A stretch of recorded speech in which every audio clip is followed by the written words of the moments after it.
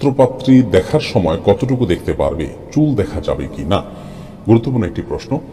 পাত্রপাত্রী একে অন্যকে দেখার সময়, বিশেষ করে পাত্রী দেখা হয়ে থাকে বেশিরভাগ ক্ষেত্রেই, তো পাত্রী দেখার ক্ষেত্রে তার শরীরের বাহ্যিক যে অংশগুলো আছে সেগুলো দেখতে পারবেন, অর্থাৎ তার চেহারা দেখতে পারবেন, মুখাবয়ব দেখতে পারবেন, তার দুই হাতের কবজি বা এই বাইরের অংশ দেখতে পারবেন, পায়ের পাতাও আপনি দেখতে পারবেন ইমাম আবু হানিফা রাহিমাহুল্লাহর মতে।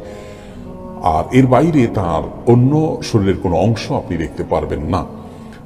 চুল বা অন্যান্য অঙ্গ প্রত্যঙ্গ দেখার জন্য অনেকে পিড়াপিড়ি করে থাকেন, এটি অনুচিত এবং এ বিষয়ে সমস্ত ওলামায়ে কেরাম প্রায় একমত। বিধায় পাত্রী দেখার ক্ষেত্রে শুধুমাত্র এই বাহ্যিক অঙ্গগুলোই দেখবেন এবং তার দৈর্ঘ্য ইত্যাদি আপনি দেখতে পারেন।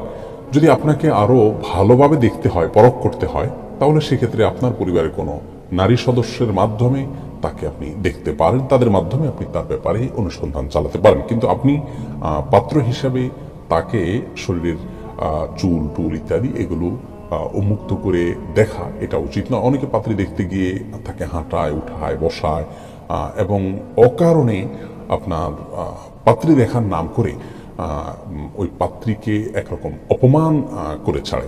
অনেক সময় দল বেঁধে পাত্রী দেখেন অনেকে, সেটিও অনুচিত একটি কাজ। পাত্রী দেখার মানে এই নয় যে আপনি বাজারে কোনো গরু বা ছাগল কিনতে গেছেন, অতএব দলবদ্ধভাবে আপনি সেখানে গেলেন। বিশেষ করে গায়রে মাহরাম যারা, পাত্রপক্ষের পুরুষ ছাড়া অন্য কোনো পুরুষ সবাই তার জন্য গায়রে মাহরাম, তারা কেউই তাকে দেখতে পারবেন না। তো পাত্রের মা, বোন, অন্য কেউ সাথে থাকলে সেটা ভিন্ন কথা।